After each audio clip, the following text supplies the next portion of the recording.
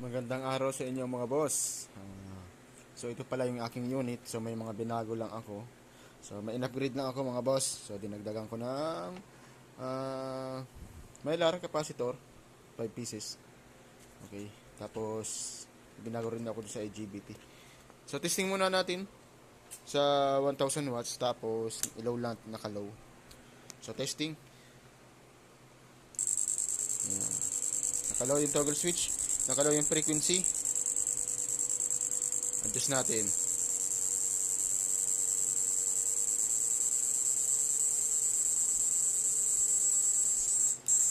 Ayan. Tapos adjust natin yung natin toggle switch. Power.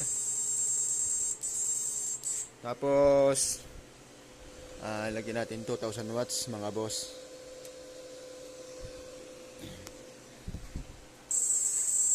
Okay. Power.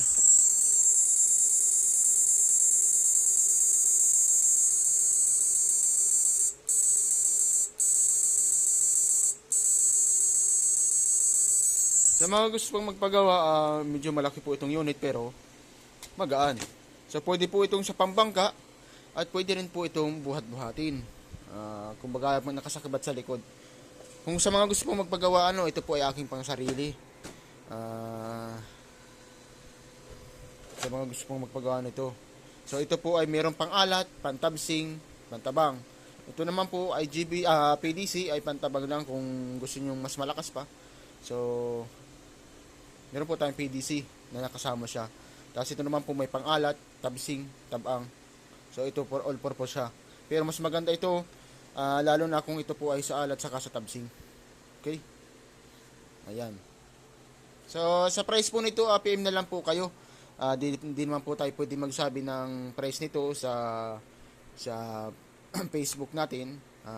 Respect na lang din po sa ibang gumagawa. So ito po yung presyo nito ay PM na lang po kayo sa akin para malaman po ninyo kung anong presyo po nito.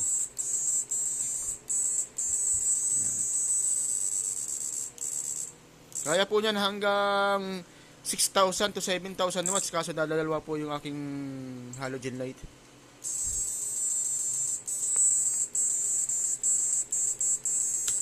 Low. Tapos 1,000 uli. 1,000 watts. Ayan. Nakalaw yan boss.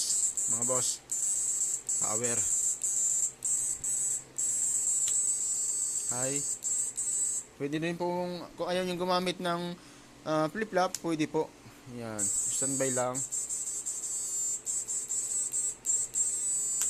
Low. Yan. Yan po ang low nya. Kung masyado po kayo nalalakasan pag naka-pull, pwede naman po ninyo i-control yung power. Yan. Ayan, naka-pull. Yan. Pwede nyo pong pahinaan. Ayan. Kung nahihinaan naman po kayo, adjust mo lang din po ninyo yung frequency. Kung mas nahihinaan pa po kayo dun sa power nya, pwede po ninyong i-high. Yan. Mas malakas mga boss. Yan. So, ang required na mas magandang battery pag ganito mga unit na kalaki, katulad nito, Tianing 38AH. Pwede po, pataas. Tapos, meron din siyang naka-auxiliary, yung niya maliit, meron siya. So, yan, mas maganda po yan ng takbo ng kuryente. So, hindi po nagiinit yung ating heatsink. Okay. Wala pong kainit-init yan mga boss. Okay.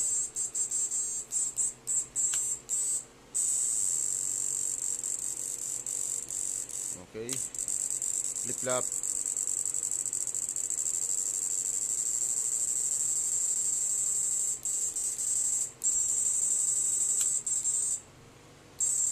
Okay.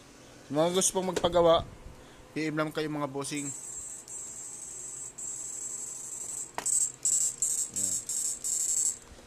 Mga gusto pa pawakitan ninyo ang unit. Ayan. Okay.